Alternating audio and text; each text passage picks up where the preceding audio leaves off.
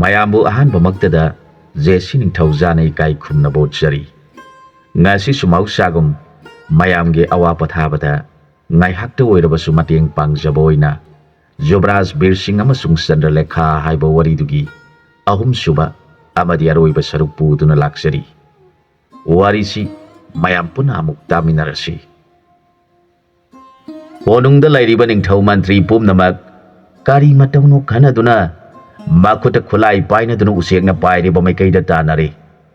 ꯑꯗꯨꯕꯨ ꯎꯆꯦꯛ ꯑꯆꯧꯕ ꯑꯗꯨꯅ ꯃꯈꯣꯡꯅ ꯆꯞꯇꯨꯅ ꯄꯨꯔꯤꯕ ꯔꯥꯖꯀꯨꯃꯥꯔꯤ ꯑꯅꯤꯅ ꯂꯥꯎꯗꯨꯅ ꯄꯥꯏꯔꯤꯕꯗꯨ ꯅꯤꯡꯊꯧ ꯑꯃꯗꯤ ꯂꯥꯟꯃꯤꯁꯤꯡꯅ ꯌꯦꯡꯗꯨꯅ ꯇꯥꯟꯅꯔꯛꯄꯅ ꯃꯈꯣꯏꯅ ꯃꯃꯤꯠ ꯌꯦꯡꯅ ꯌꯦꯡꯅ ꯎꯆꯦꯛꯅ ꯄꯥꯏꯔꯤꯕꯗꯨ ꯎꯕ ꯐꯪꯈꯤꯗ꯭ꯔꯦ꯫ ꯅꯤꯡꯊꯧ ꯃꯟꯇ꯭ꯔꯤ ꯑꯃꯗꯤ ꯂꯥꯟꯃꯤ ꯄꯨꯝꯅꯃꯛ ꯀꯔꯤ ꯃꯇꯧꯅꯣ ꯈꯟꯅꯗꯨꯅ ꯂꯩꯍꯧꯔꯦ꯫ ꯅꯤꯡꯊꯧ ꯑꯁꯤꯅ ꯇꯥꯡꯅ ꯐꯪꯖꯕꯤ ꯃꯆꯥ ꯏꯕꯦꯝꯃ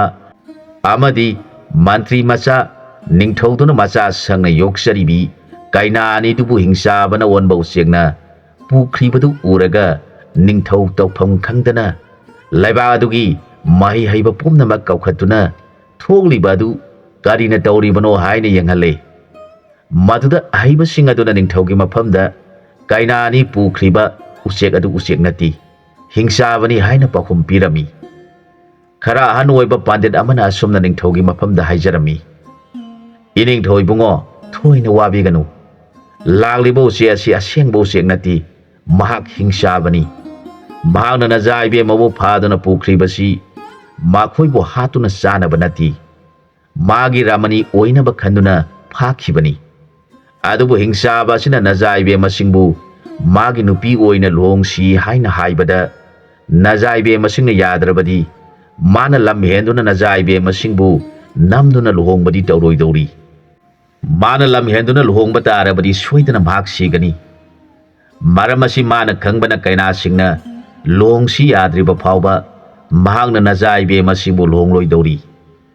ꯑꯃꯅ ꯃꯥꯅ ꯂꯩꯔꯤꯕ ꯃꯐꯝ ꯑꯁꯤꯁꯨ ꯂꯥꯞꯈ꯭ꯔꯕ ꯇꯥꯏꯕꯪ ꯃꯤ ꯇꯥꯗꯕ ꯃꯐꯝ ꯑꯃꯗ ꯃꯌꯥꯒꯤ ꯐꯨꯔꯥ ꯁꯥꯗꯨꯅ ꯂꯩꯔꯤꯕꯅꯤ꯫ ꯑꯗꯨꯅ ꯑꯩꯈꯣꯏ ꯃꯌꯥꯝꯅ ꯃꯐꯝ ꯑꯗꯨ ꯇꯥꯟꯅ ꯆꯠꯄꯁꯨ ꯉꯝꯂꯣꯏꯗꯧꯔꯤ꯫ ꯃꯔꯝ ꯑꯁꯤ ꯂꯩꯕꯅ ꯏꯅꯤꯡꯊꯧꯅ ꯂꯩꯕꯥꯛ ꯂꯩꯕꯥꯛꯇ ꯃꯤ ꯊꯥꯗꯨꯅ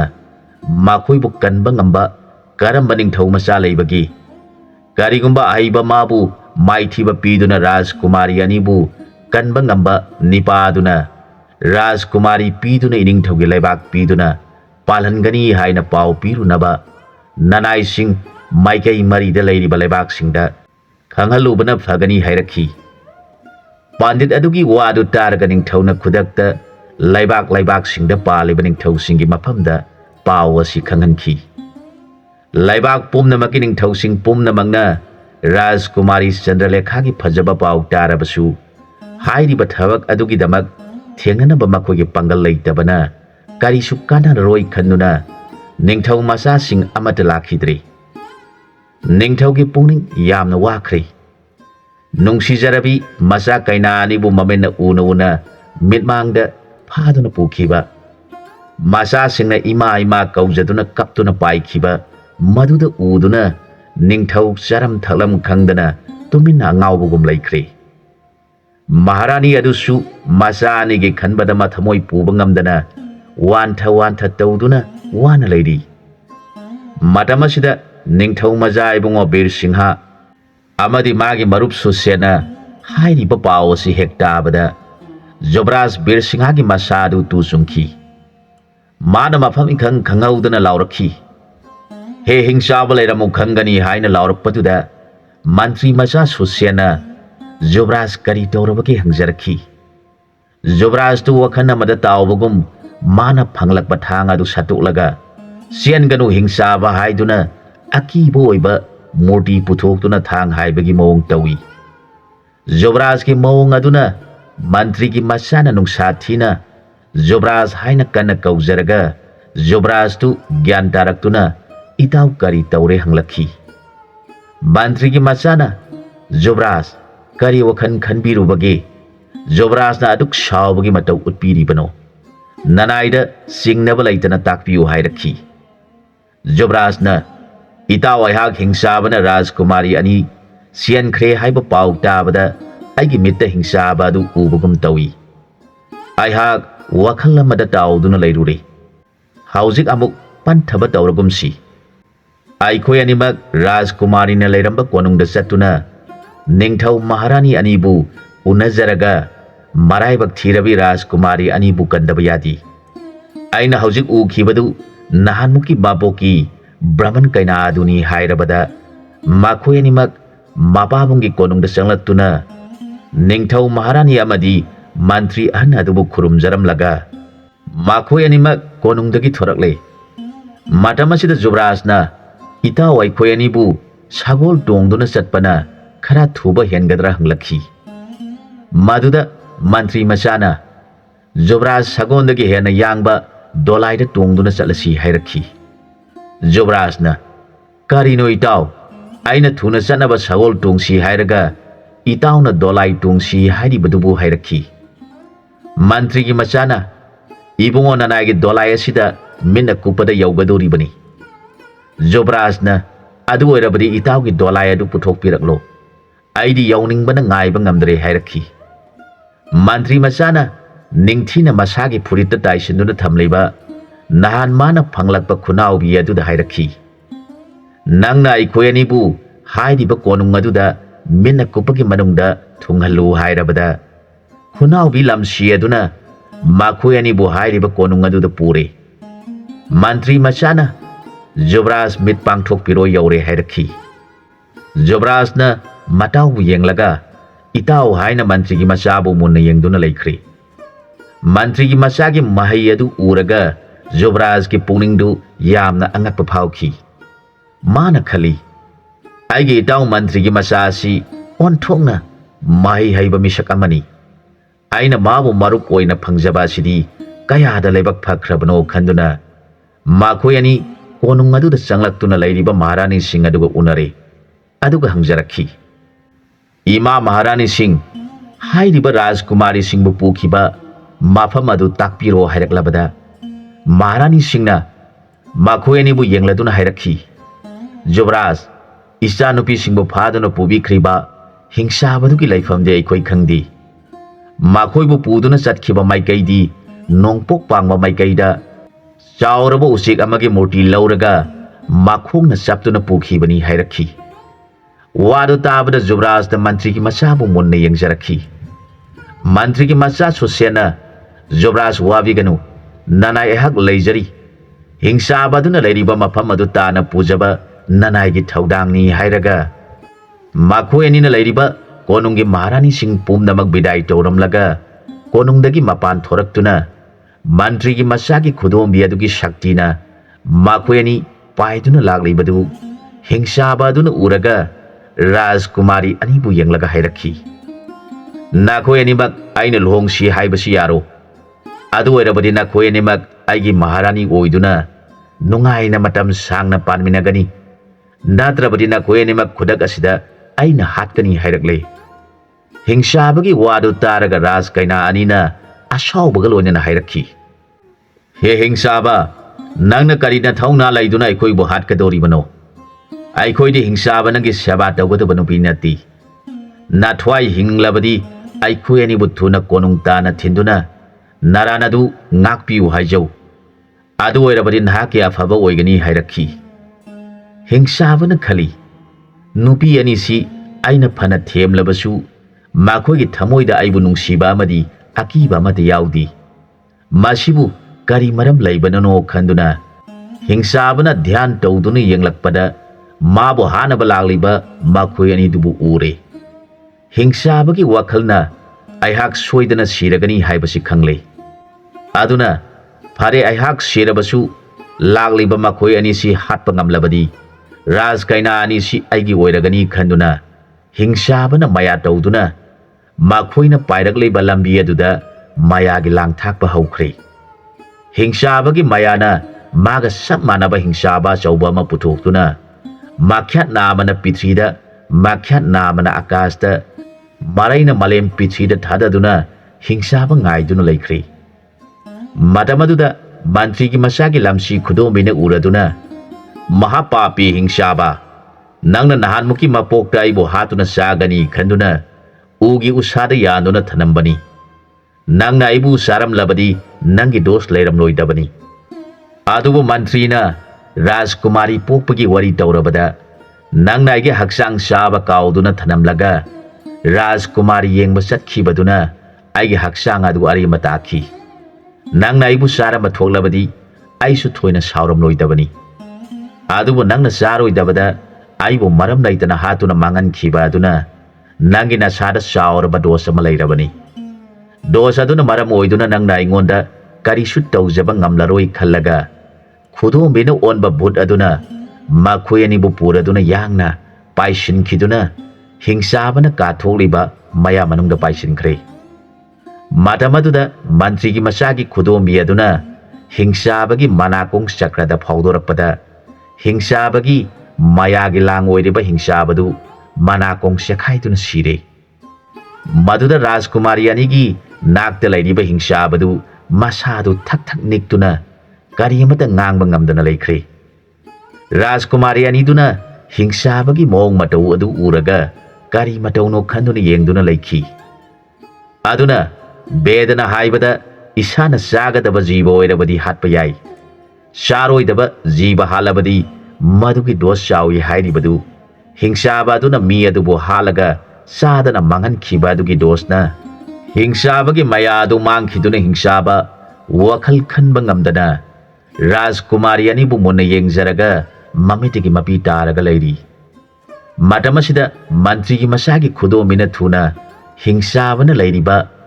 मयाना साबा फुरादुदा पाइसिलक्तुना राजकुमारी अनिदुबु लौथोकलगा लैमाई थक्ता थमले अदुगा राजकुमारबु येंगलगा मंत्रीगी मसाना हाइरखी जुबराज हाउजिकति जुबराज की वासक ngakpiro मयागी फुरा सिदा संगबिदुना हिंसाबा ज्ञान याउदना फमदुना लैरिबा सिगी मंगक कक्तुना हाटपिरगा ननायगी सादोंग असिदा तोंगबिदुना थुना फुरा मनुंगदगी थोकपिरओ मंत्रीगी मसाना राजकुमारी अनिबु सेनदुना लैजहौखी जुबराजना मंत्रीगी मसागी खुदोंबिगी मयागी सादोंगदा तोंगदुना थुना यांगना फुरा मनुंगदा पाइसिनखिदुना ज्ञान याउदना तफम खंगदना फमदुना लैरिबा हिंसाबादुबु येंगलगा जुबराज बीर सिंहाना हाइरखी हे हिंसाबा नाहक ज्ञान तारो नंगना ज्ञान ताद्रबदी आइना नंगबु हाटपदा अहाक दोस लैगनी अदुना नंगना सोनगदबा नाबुंगोगी मिंखै सोनजदुना लैजरो ngasiदी नहानमुकी मापोक्ता नंगना तौजखिबा कर्म अदुना आइना नंगबु लानबीबा लाक्लबनी हाइरखी जुबराज की वादो तारगा हिंसाबादुना जुबराज अदुबु नहानमुकी मापोक्ता माना सैतुबना कंदुना हाटखिबा ब्राह्मण मसादु ओइना उरखी हिंसाबादु हौजिक्ति मागी अरोइबगी मतम मदुदा माना तौखिबा थबक पुमनमक निंगसिंगलक्ले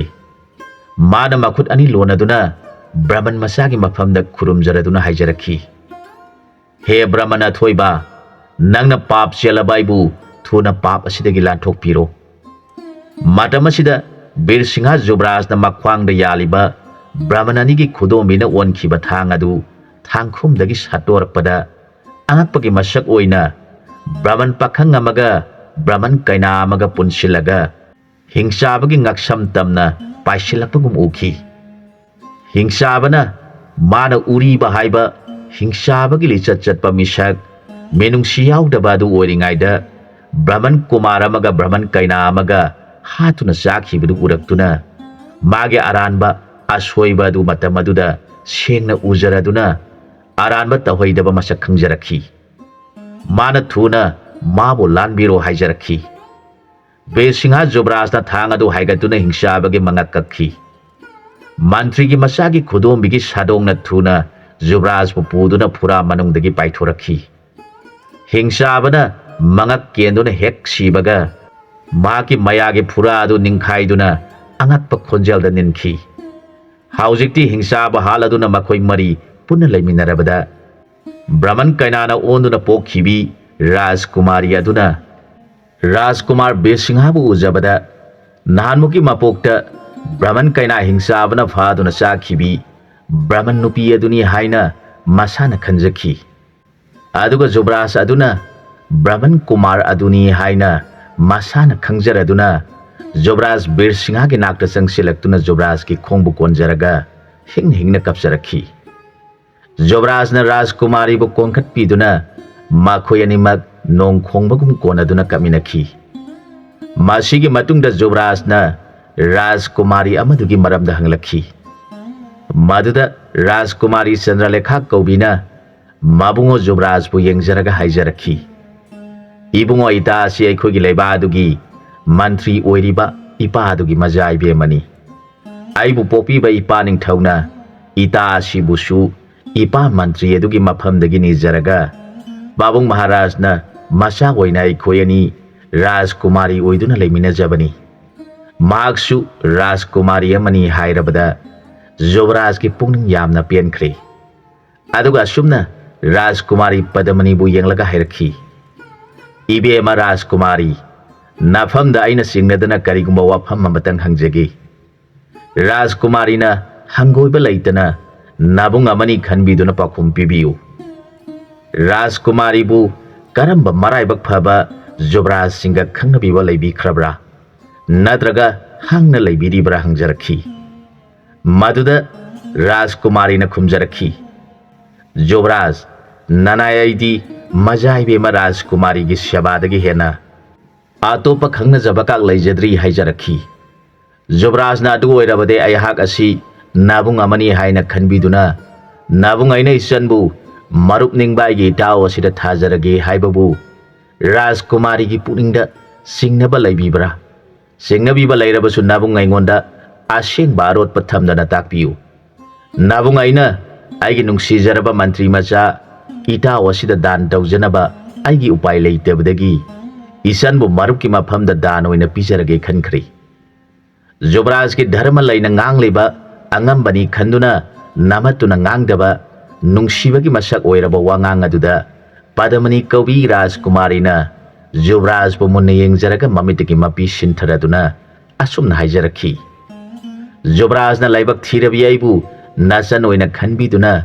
nasan aibu Jobraj ki nungsijakraba marupta dan taubirage haiba tajabada nanaigi thamoi asi apienbagi saruk oikhre.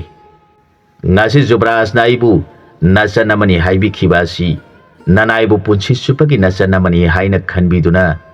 nanaina su ibungo Jobraj leibiri khanjarage. Asum hairaga Padamani kaubi Rajkumari na Jobraj ki mafamda khurumjarakhi. Maduda Jobraj Bir Singhana Padamani bu konkhat piduna magi marup Susyan kauba mantri ki masagi mafamda asumna haiduna sinarakhi. He marup nungsiba nangi nafamda aina karisu piningai leijati. Aigi haibabu ngasi phangjari baigi isanasi marup nangi nafamda punsi supagi oina marup nangna lauksin biduna aigi ipagi leibakta nangna ningthau oiraga aigi amata ngairaba isanasina maharani ohen biduna aigi pokpirakpa ipa ningthau amadi ima maharani anibu isanasina saba tauhanbiu. Laibak thiraba nangi marup oiraba aidi Rajkumari gi maraibak adu ningthau oibinaba kana lehaudre haibasi marup nang sukhanglabani aibu warauba sawa tauraganu. Nungsiba marup nangna aimangni khanduna ipa imani dubu ningthina seba taubiu hairabada mantri ki macha Susyana Bir Singh Jobraj bu munna yengjaraga mamitiki mapi tana kamna mabungo bu yengjaraduna haijarakhi. He marup nungsiba nangbu tabiu marupna takpiba naya thangadudi nanaina punchi supa injagani. Adumoinamak amuktangdi konungda aikhoi mari punna saminaduna oiriba pumnamak ipa ningthau ima maharani anigi mafamda paudamjaraga nanaibu Jobraj da ningthau hapiramu. Adu oirabadi nanaina ibungo nangi seba taujaribani khanjaraga laiba adu ngaksage. Madu natrabadi nanayaidi ibungo bu thadokjaba ngamjaroi hairaga mantri ki macha adu kaplakle. Magi nungsiba matau ubada ningthau gi macha adu na khali aigi marup asi onthona singkhreda. Phare aikhoi hojik Rajkumari singi konung yauna basalasi haina duna makhoi konungda thungkhri. Maharani pumnamak Rajkumari anidu ujabada hainingai leitana haraure. Makhoi marina haukhiba pumnamak miyamda tamjarabada miyamna harauduna राजकुमार बीर सिंहाबु निंगथौ ओइबिरो हाइजरबदा राजकुमार बीर सिंहाना सुमना हाइजरखी मियामना हाइबिरिबदु आइसु याजनिंगी आदुमोइनमक आइखोय अनिदि आइखोयगी लेबा अदुगी निंगथौ मचा अमदि मंत्री मचानी अदुना आइखोय अनि आइखोयगी इरैबाक कोनुंगदा चतुना इनिंगथौ अमदि मंत्रीगे अयाबा याथंग अमतंग लौजरुखिगे हाइरबदा राजकुमारी अनिदुना माखोय अनि सुचतपा यावगनी हाइदुना निंगाई तौरबदा निंगथौगी मचा बीर सिंहाना मसन ओइख्रबी बदमनी कौबी राजकुमारी बु येंगजरगा नुंसीना हाइरखी इबेमा राजकुमारी नंगना इबुंगना कोनुंग चतपदा यावगनी हाइरिबदु तारगा इबुंगना थमोय असि नुंगाइबा पोगले फरे इबुंगना इसनबु पुरगा इपा निंगथौ अमदि इमा महारानी अनिगी मफमदा नबुंग आइगा पोगमिनजबा इसनी हाइना सिनगनी हाइरबदा राजकुमारी अनिमक मथवाई नुंगाइजखी बीर सिंह जुबराजना सुसेन कौबा मंत्री मचादा इताव आइखोय मरी आइखोयगी कोनुंग ताना पुरो हाइरदुना कोनुंग अदुदा लेरिबा मिपुंग खुदिंगमक्ता बिदाई तौरमलगा मंत्री की मचागी मयागी दोलाई तुंगदुना माखोयगी लेबाग याउखी माखोय मरी कोनुंगदा चंगलक्तुना माबाबुंग महाराज अमदि मामा महारानी खुरुमजरे मदुगी मतुंगदा मंत्री अहन अदुबु अमुक खुरुमजरबदा निंगथौ अदुना हराउना राजकुमारी अनिगी मरमदा मखोयगी मरी मखोंग निंगथीना हंगलक्लबदा जुबराज बीर सिंहाना मापाबुंग निंगथौगी मफमदा मखुत लोनजरगा हंगचरखी पाबुंग महाराज इपा निंगथौना अमदि इमा महारानीना नसाइबु इथंता पोई हाइदुना वाबिबादु नसाइना उजरगा इपुंगनिंग नुंगाइतना लेजरबदा ननायाईगी लेबक फबना हंदक चितरंबम देश की राजकुमारी कन्ब चटपदा लैबादुगी राजकुमारी पदमनी कौबी इबेमा सिबु ननाई नसागी पोमिनजबा इसन ओइने लौसिनजरे अदुगा मागी मफमदा नसाना आइगी फंगफम थोकपा बांग्लादेश असिगी रानी ओहेनगे खंदुना आइगी नुंगसिजख्रबा इटाव असिगी मफमदा इसन माबु थाजरे इपा इमा अनिना नसाबु नुंगसिबिबा लेरबदी आइगे पोमिनजबा इसन असिबु पाबुंग अमदि इमा महारानीना नसागा पोमिनबा नसा मंगनी खनबिदुना लौसिनबिदुना आइगे अवाबदा मतम खुदिंगदा इतेंग पांगबिरिबा मरुप सुसेनबु लाइबा असिगी निंगथौ हापिरगा इसन असिना रानी हापियो हाइना मापा निंगथौ अमदि मामा महारानी अनिगी मफमदा निजरबदा निंगथौ अमदि महारानी अनिना हराउना पदमनी कौबी राजकुमारी अदुबु कोनबिरादुना इपागी बेमा इमागी बेमा नासिदगी नहाकपु निंगथौ महारानी आइखोयनीना पोक्सबा इसा ओइजरबनी इसागी नफमदा नबुंग असिना मागी निंगथौ खुबमसी मासन ओइरबि नफमदा सिनरबनी हाइदुना सोसियन कौबा मापु निंगजबा मंत्री की मचाबु निंगथौना कौशिलदुना इबुंगो नंगी नफमदा इपाना इसा नुपी असि पीरबनी मागिदमक मबुंगना तमलिबा ओनपोट असि नंगना नापुंगिंग नुंगाइना लौसिलु अदुगा ngasi कौबा नुमिद असिदा इसाना निंगथौगी सिंहासनदा फमदुना लाइबाक वायलो अदुगा इसा नुपी असिना नंगी रानी उहेंदुना निंगथीना पानमिनारो हाइदुना नुमिद अदुदा सोसियन अमदि बादमनी कौबी अनिदु निंगथौ महारानी हापतुना थंबिरमलगा जुबराजना निंगथौ अमदि मामा महारानी अनिबु आइगी इतुंग इनबिगद्रा नत्रगा इसनगे नाक्ता लैबिखिगे हाइब्रा हाइना हंगजरबदा मापा मामा अनिना करी वानो इबुंगो लाइबाग असिदि इसाना नचन नुपीगी मफमदा ओनपोट ओइना पिथोखरबनिना नापा नमा आइखोय अनिदि निंगोनगे मनाक्ता लैबा तारबदि ताइबंगना नोकनगनी नापा आइबु सुपिथोखरबा लाइबा असि अमुक पामा तागनी अदुना नापा नमा आइखोय अनिदि इसा पिबा ओइबा नंगी ननाक्ता लैगे हाइरखी मापा निंगथौ अमदि मामा महारानी अनिगी वादु तारगा जुबराज बीर सिंहाना ममोन नुंगाइना मागी मरुप सुसेन अमदि मचनुपी पदमनीबु येंगजरगा हाइजरखी नुंगसिरबा मरुप नंगना आइगी इसन असिबु मबुंग आइगी येंगबिदुना ममितिगी मपीददि तहनबिरकनु हाइदुना सिनजरे मदुदा सुसेन कौबा मंत्रीगी मचाना कपलदुना पदमनी कौबी इबे मगलोइनना निंगथौ महारानी अमदि जुबराज बीर सिंह अमसुंग चंद्रलेखा कौबी पुमनमकी मफमदा कपना कपना खुरुमजरगा सुमना हाइजरखी हे पुक्सेल चाउरबा जुबराज नाफमदा ननाई मंत्री की मसाना इपुनसी असिमा लैरिबा मखै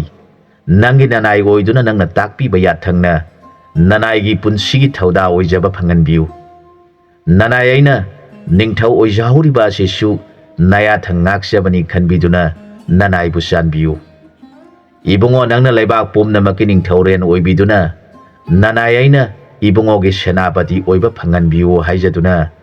काबलदुना जुबराज की मफमदा खुरुमजखी